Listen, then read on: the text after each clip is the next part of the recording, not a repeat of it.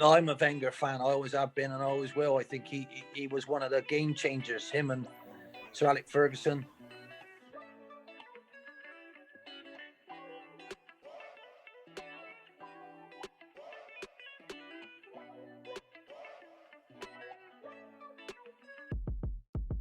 What is your prediction for the Premier League title? 3, so I'm my favourite of all at the moment. And for quite a few years has been, and if you ever get to interview him, that's what you should ask him. Excuse me, why are you doing this? What was your time like at Grimsby Town?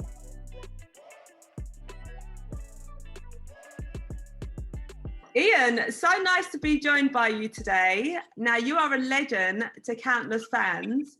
What pressure does it bring to you every time you manage a club? Yeah, first off, Charlene, yeah, nice to talk to you.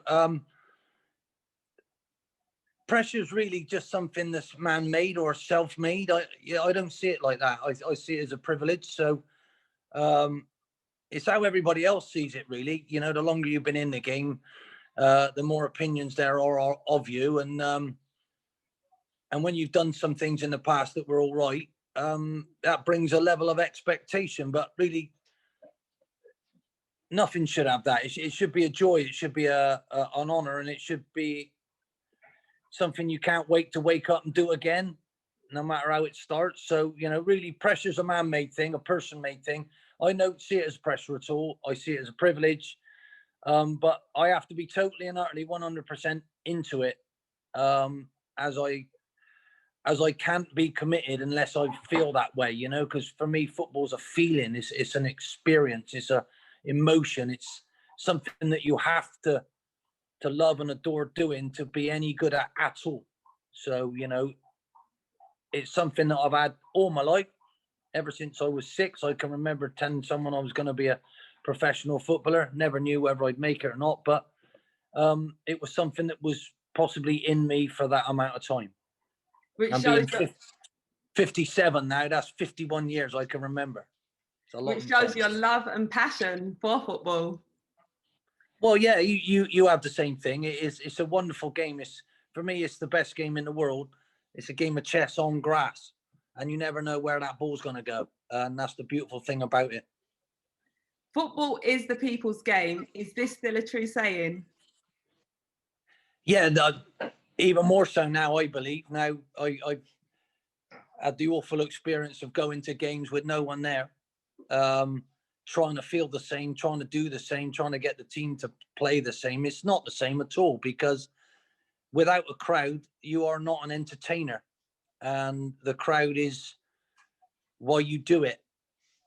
You know, they are a part of you. They are helping you perform. So you wouldn't have a pantomime and go to the pantomime without the crowd saying, he's behind you, watch out. You know what I mean? It is really, really vitally important that grounds are opened up again and we can get over this, get the vaccines out there and get football being what it needs to be to people, because it's a huge part of everybody's life, isn't it?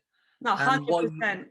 Why you like football, you will trace back to someone in your family, someone who was really important to you when you were young, inspired you to want to support that team, you know. And I came from Bristol and ours weren't very good at that time. So, you know, everybody else at school was a Liverpool or a Chelsea or a Man United or a Arsenal or God knows what. And I was Bristol Rovers because I wanted to choose them. I liked their kit.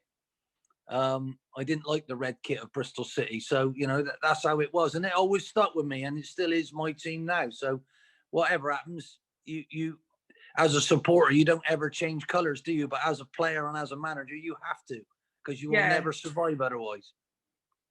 Who are the best 3 managers in the Premier League? Oh, good gracious me. Well, you know, it's all about opinions, isn't it? You know, I would say last year, Chris Wilder was one of the best that I've ever seen. The year before that, to get them up there, it was another wonderful thing. You have to look at the overall club situation, see what the budget is, to see where anybody's doing anything. There's so many people who deserve all sorts of credit. Sean Dyche, for example, at Burnley. the job that he's done. He took them up. They went down. He's took them up again, and they've stayed there. And Roy Hodgson at Crystal Palace, at what he was doing with them and how he's got them to still be there to sustain it. I was lucky enough to get them up. And I didn't believe I was the man to keep them up because of the way their team wanted to play. So Tony Pulis came in and did that. And they've gone on from strength to strength. But it's a little bit unfair. You know, I believe every one of us has some sort of skills. Otherwise, we wouldn't be in the job. And knowing how hard, having had 8 clubs now, knowing how hard it is to do one job and do that well, I take my hat off for everybody, really, because you have totally unique circumstances and you're having to compete with things. So, and if you look at Chris Wilder, everybody thinks because of the record that his club's posted this year, they haven't won for God knows how many. It's the world record for the Premier League. That doesn't make him a bad manager, in my opinion. So, you know, at the end of the day, there's all sorts of things. But to be brutally honest, I enjoy watching, listening to Jurgen Klopp, his teams, how they play. I think we're blessed at the moment. We've got game changers. We have people who will have affected football for the rest of their lives, I believe, in Pep Guardiola, Bielsa in his own way.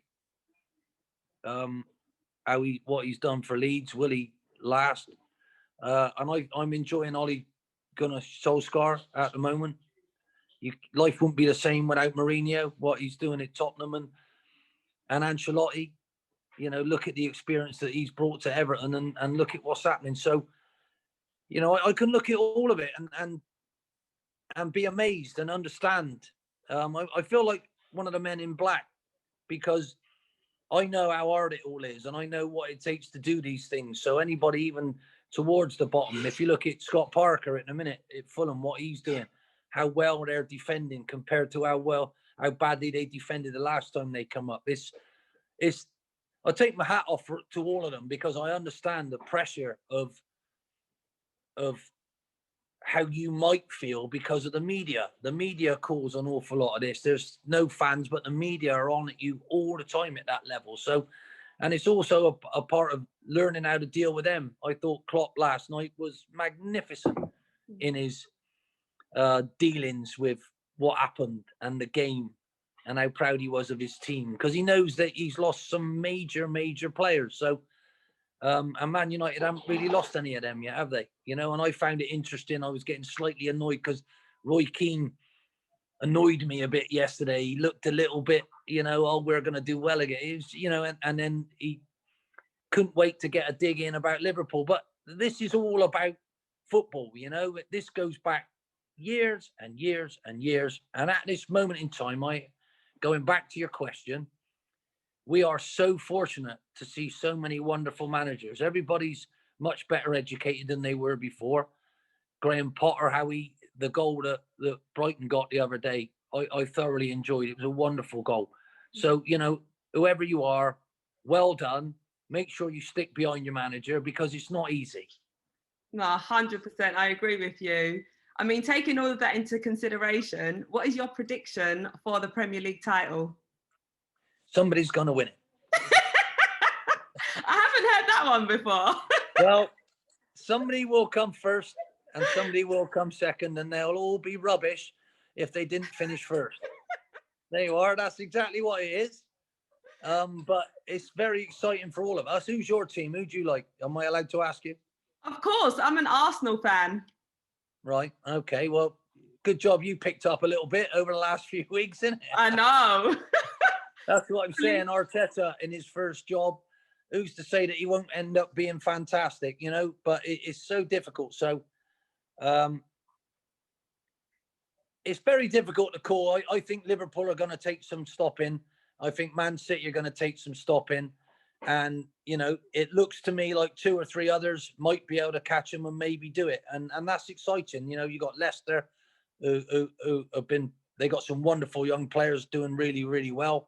You also have, obviously, Man United, and you have Tottenham in the mix and Chelsea. So, you know, at the end of the day, the more competition, the better. The big wigs don't like it, but I'm glad it's spread out a little bit more. And Everton, don't forget them. So can't wait to see it unfold in the strange circumstances, because you never know who's going to be told to stay at home and self-isolate. I know. You only got to be out somewhere with your phone, and someone, you could be got a message. My fitness coach a few months ago, he had to stay away because he went out shopping with his mum. It's incredible, you know. So don't say that COVID isn't having a call on what's happening, but we'll wait and see. And I have to say it's thoroughly exciting. Apart from, if you listen to it without the false crowd, that's the reality of it. It's like a pre-season match, and that's the difficult things managers are finding to try and get people up for it. And with the EFL as well, do you want to give me a team who you think might finish top? Oh, good gracious me. I'll go for Norwich. It's a bit boring, but again, they've kept some stability with Daniel Farker. He got them up. They got relegated, and he looks to be doing a marvellous job. So I would safely bet they've been there, they've done it, they know how to, and they kept a lot of their players. So I would definitely put my marker on them at the moment. But normally that doesn't mean much, because we don't know, do we? Deep down, we don't know. Exactly. Who are the 3 magical players in the Premier League who truly make games worth watching? Well, there's too many to pick, but I will. You've asked me to pick 3, so my favourite of all at the moment, and for quite a few years, has been Aguero. He's everything that I wanted to be, that I wasn't. He's ice cold when he gets in front of goal. He finishes. He's ruthless. He sticks it in there, and if he makes a mistake, he never shows it. And he's adapted his game to play the way that his manager wanted, and high pressing without the ball, which was not his style. So he's one. Who else gets me off my seat? I have to say, I love watching Wilfred Zaha play, because I know him, and I know how good he is. Just because you're not at the most fashionable club in the world doesn't mean you're as good as some of those players. So I thoroughly enjoy seeing him and watching him. And I haven't mentioned the defender yet. I thoroughly enjoy defending as well. So I think Tarkowski and me at Burnley, when they're fit, they make them a different team. So, and I thoroughly enjoy where they are in their career and how well they're doing in their positions, and how other people ought to look at them and think, good gracious me, they could play for our club. You know, because at one time, someone like Rio Ferdinand wasn't right at the top, was he? And Vidic wasn't right at the top. So, you know, I like to look at all sorts of things. And sometimes the joy of defending and the skill of it is a dying art. So I look at all of that, not just the flash bits at the top end. Have you got a favourite? Have you got a favourite? The young talents are really standing out for me at the moment. Phil Foden. Yeah. Phil Foden is looking really good. He's been scoring goals as well.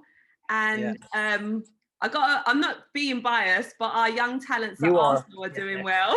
Saka, are you going to say Saka? Saka, you got to give it to him. I mean, he's literally been carrying the team for us. Well, I like Rowe Smith as well. Is it Smith Rowe, that way round? Yeah, Emil Smith Rowe. What a fantastic number 10 he is, you know, because the number 10's a myth, really. You're just lazy, you don't defend, where he does that as well. And he plays forward, and he moves forward, and he plays around the corner. So, yeah, you've been waiting a long time, and it's brave of your manager to eventually put them in, you know, because a lot of you fans were calling for them to play, weren't you? For quite some time. So it's great to now finally see them out there, and they're the ones that's making things happen for us.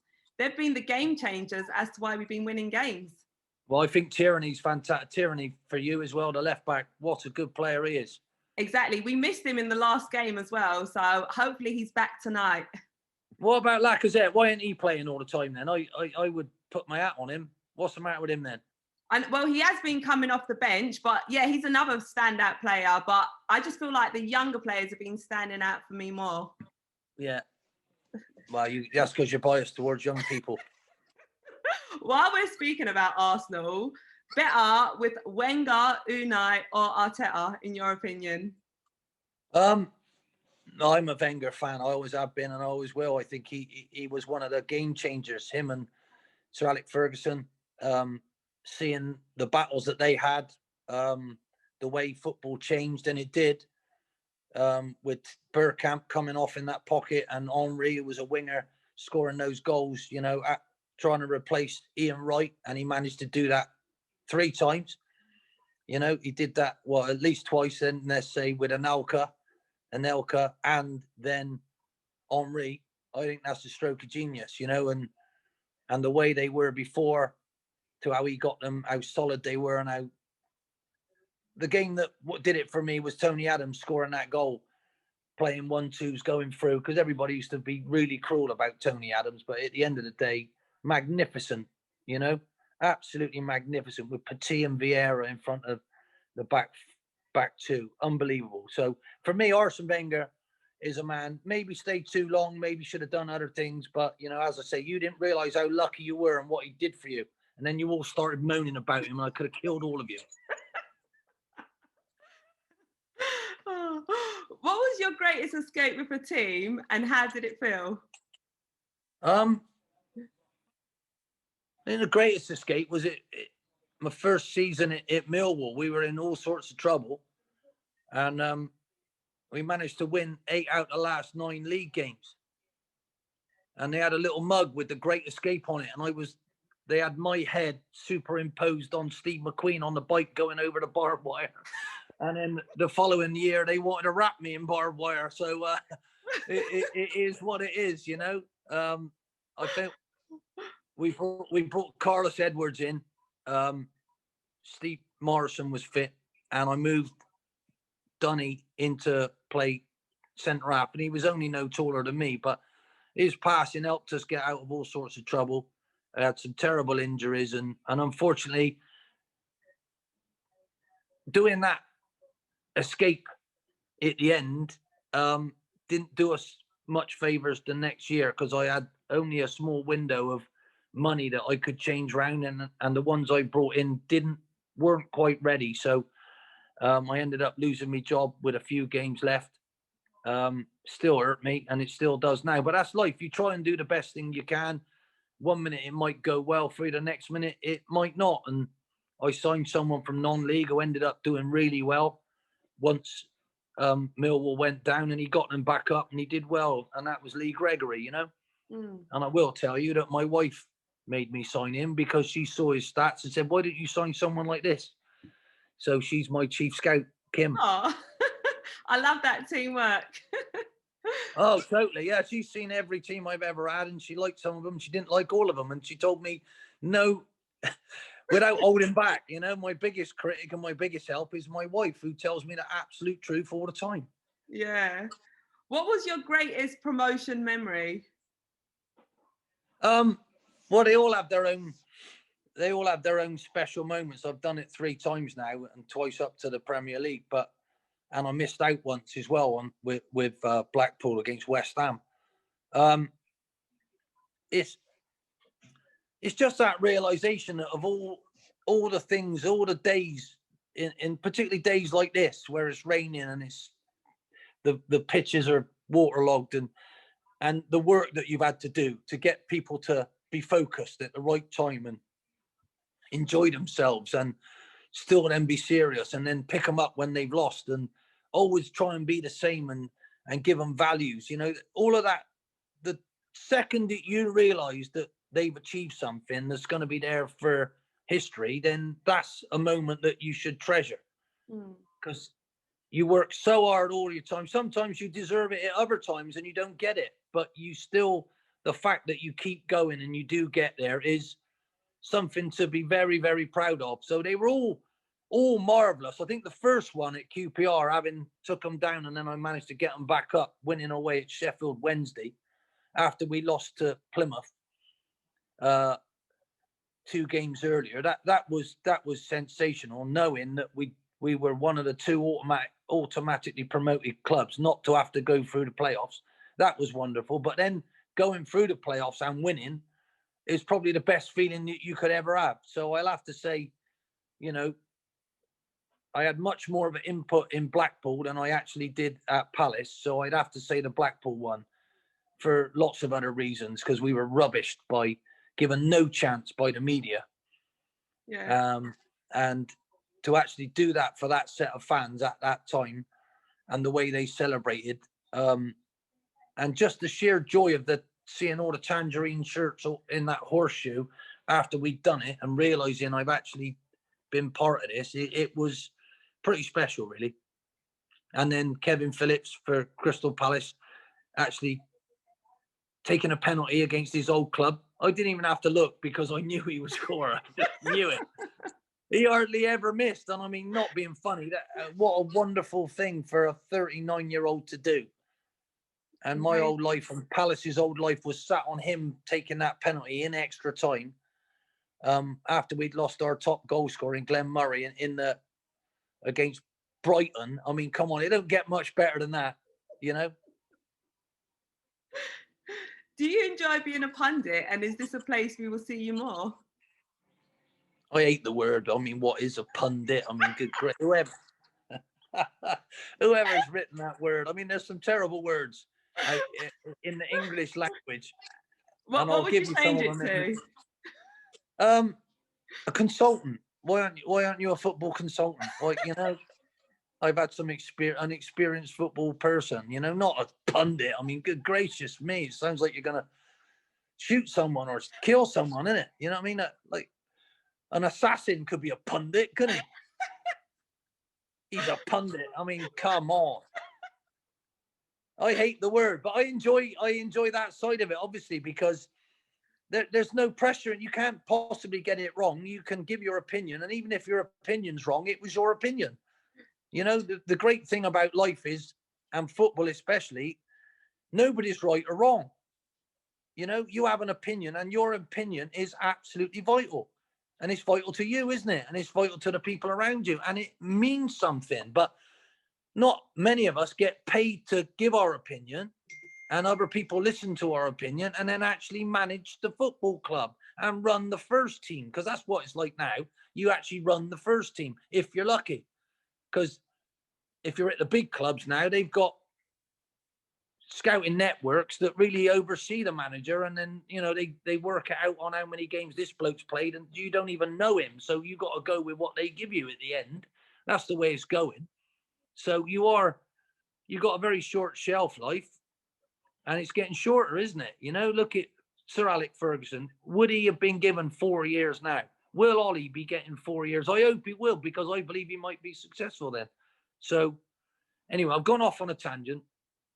But that's enthusiasm. There you go. That's fine. And I mean, you've got the perfect personality to be, you know, a football consultant. Well, I do prefer that, because punditry it goes to the younger people, the better looking ones. You know, now I'm getting a bit grey and all of that, you know, and I've had a good run at it all. I think the most enjoyable was spending 10 days on a bus with Sky TV. We did 10 in 10.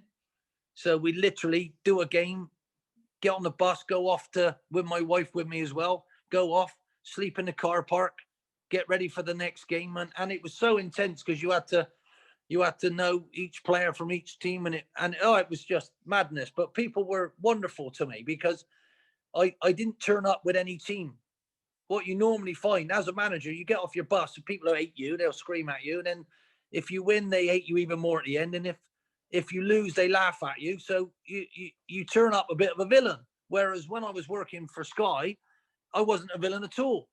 And it was great, you know, and people would share that. And I would see what it was like for them to come to the game. So it was fascinating. And to see how hard everybody works to get a live performance, an outside broadcast done, it was a joy. You know, I get bored doing the same things all the time. So luckily I was a football player, then I was a manager or a coach, and then I was a pundit, and then I've been back in it again, and now I'm not sure what I'm going to be, but I'm looking forward to all of it, because the experiences it gives you and the knowledge it gives you. I wish I had this knowledge when I was first starting my career. Well, you've got it now. Yeah, and what good is that when I'm not being allowed to use it? Who knows? But that's life. Yeah, well, who knows what the future holds? I mean, COVID-19 is here and in our faces. Should any league apart from the Premier League be playing, if at all? That's a very good question. I consider the most important commodity in the world is people, and I would do all I can to protect them physically and mentally. You know, so the argument comes back to entertainment. That's what football is. To all of us, it was much more than that, right? We thought it was, but it's not. It's entertainment. It's people's mental health. We're entertaining them, and that is a privilege that we should all be um, very proud of, and make sure we are a role model to continue that, how you should behave, right? So COVID has exposed some of the wrong behavior, if you don't mind me saying. It really is very annoying that they think they're different to everybody else, but that's the way the game is. You've had a career far too quickly. You could have 4 games and someone give you a contract that is much better than you'd ever deserve, and might be a lifetime's money of someone working on a very, very important job. You know, these young lads have got to realise, and young ladies these days, the way it's going, they got to realise the privilege that it is, and the way they should behave. So, um, yeah, COVID is going to change things. It's going to change all our lives. But, you know, I'm very worried about the long term um, mental side of the game, the pressure that these boys are under. They need to be taught things. They need to be, and the PFA should be doing an awful lot more. Football should be doing an awful lot more to make sure when you come out of this game that you're not lost and you're not bullied on the way in as well. So, you know, we need to treat mental health as importantly as physical. It's I would be very worried about football continuing if people were going to lose their lives. So I would let the very top stay, and I would be very, very protective of everybody else. I would also make sure that the young future of the country is protected as well. I want to say that I would definitely start by making sure the young ones are fit and ready to go, are protected. Um, I would definitely give a vaccine to some of them before myself, because I've had a good inning so far. I want a nice full life. I don't need a long one. I want a full one. So, you know, it's really, we've all got different theories on it, but I want to be entertained, but I want to be safely entertained. And I think people's footballers, um, families' lives, their grandparents and their mums and dads, they all need to know that we care about their young one. And I wouldn't risk that. I don't think it's safe, because if you can't get close to people, how can you possibly play football? Exactly. Answer me that question. It's so You can't answer it, can you? Because the government are telling you you can't go out. So what do they want? You know, we wouldn't watch a film knowing that that actor's risking himself or herself to make it, would we? Would we want to do that? I'm not sure. So I would definitely, I'm sticking my neck out there. I would definitely say if we had to keep the top going, I would, but they're the ones who can afford to do it, right? But I would make sure we all get to having a vaccine safely. So I would shut it down. I would. And I'm sorry that might cause a war, but I would shut it down. I would definitely worry about um, controlling something that's uncontrollable at the moment. and I You know, totally understand and agree with what you're saying. well, you as brave as me. Well, we're going to get slaughtered for it, but there we go. That's what we believe. Would you say our top 2 leagues, so the Premier League and Championship, are the best? The Premier League is, the Championship's all wrong. They shouldn't be allowed to lose money. They shouldn't be allowed to lose money. That's where the governance of football should be sorted out. You've got to put a limit on the top, right? You have to control the top to make sure everybody else is controlled. You can't start to try and control the bottom of it.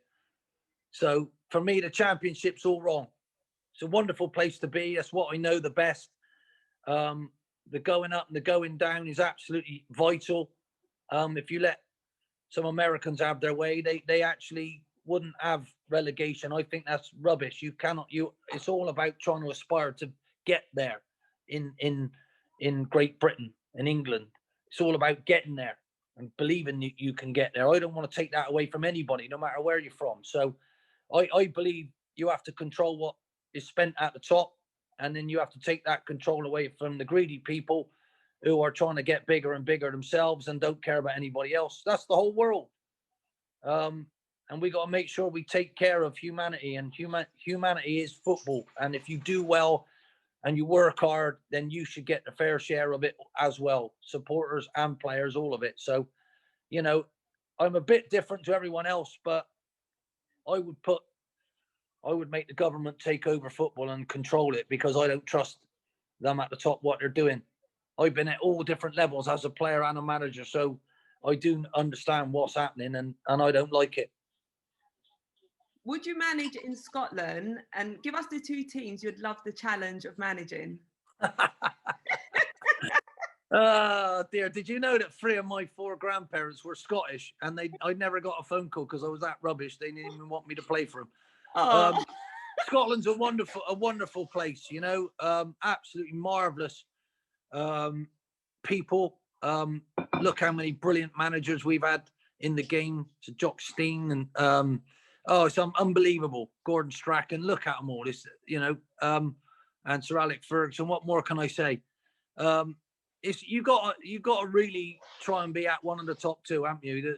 The competition between Celtic or Rangers or Celtic, it is quite phenomenal. Anybody who's trying to break that up is a bit of a miracle worker. Aberdeen did it with Sir Alec, didn't they? So I got Mickey Mellon, who's a mate of mine up there at Dundee at the moment, you know, so he's trying to do well. But it's a wonderful country, beautiful place to live. I'd never say never, you know, never say never in life. All right. And do chairmen respect the job of a manager in modern day football? No. They think it's them. In my experience, they think it's them. They think it's them doing this and them doing that and them doing that and them doing this. And my message to all of them, it's not about you. You're a custodian of that football club, and you have to make sure you take it forward and you try and give the fans what they want. It's not about you and what you get out of it. So my answer is a very simple no. No, they don't. You know, they don't. And at the minute, why? How many people from our own country own our football clubs at the top? Who are they? That's my dogs. There we go. Your dogs are in agreement with you as well. We got 4 of them. Yeah, that's it. Do you want Burglar? That's a Chihuahua going mental with it. Oh. Oi. There you go. That's what being locked down is in, and we got somebody knocking on the door with this deliver stuff. And oi,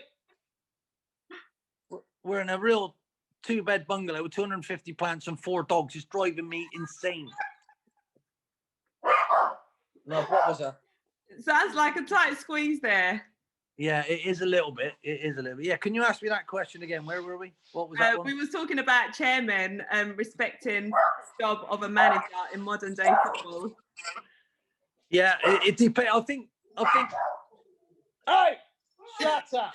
I think other countries are influencing our football. That's where I was coming from. You know, you got Americans owning us now. You got Chinese owning us. You got Russians owning our big clubs. You know, at the end of the day, we need to get hold of our biggest assets, which is our biggest asset for me is the way our fans love football. Our people love football. And I would like to sit down with every chairman in the world and say, why are you doing this? Why have you got our club? What are you doing with our club?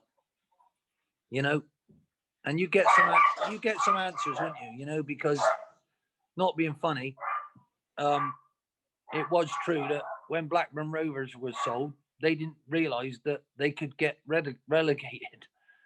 Their owners weren't told they could get relegated. So they thought they were buying an asset that was always going to be guaranteed certain things. So, you know, this is how difficult football can be. But sometimes it's very difficult you've got to be very careful what you wish for. Because you might think someone with money is going to come in and do a brilliant job for your football club, and then you might be wrong. That expectation could lead to failure and failure and failure, and then everybody's a lot more despondent than they should be, you know. And then maybe you do so well and so well and so well, and you think it's just a God-given right that your team's always going to be there. And why am I looking at you when I'm saying this about Arsenal fans saying, hang on a minute, hang on a minute, hang on a minute. You had a man who built your training ground, who sold that one, then built another one, then helped in the design of your ground. And then it wasn't good enough because the club above him didn't really want to pay those massive wages. And then all of a sudden you had to try and pay some massive wages to a German and a Mexican. And it caused all sorts of problems. And you've probably never been the same since. So, you know, at the end of the day, that changed when Arsene Wenger and Mr. Dean, they weren't quite the same. So you've got to be really, really careful. And I believe the Italian way of doing things, the new manager is out and he's the first, and, you know, you run it behind the scenes. That ain't always going to be a good way of doing it. You know, I don't believe some of the clubs with wonderful history in England would have ever been successful if they wouldn't have had an unbelievably solid manager doing what he needed to do to influence the whole football club and the fan base, you know. And that's what's amazing about Klopp at the moment, you know. Particularly I'm going to use him because Bill Shankly did that with Liverpool, and then Bill Shankly passed it over and Bob Paisley carried on, and, you know, and then you had Sir Alex Ferguson do that with Man United. At the minute, Man United can't get back to what Sir Alex Ferguson did. Hopefully, Ollie can do it. But this is what's so wonderful about football. And it's not the owners. Unfortunately, the owners do matter. Long term, they do.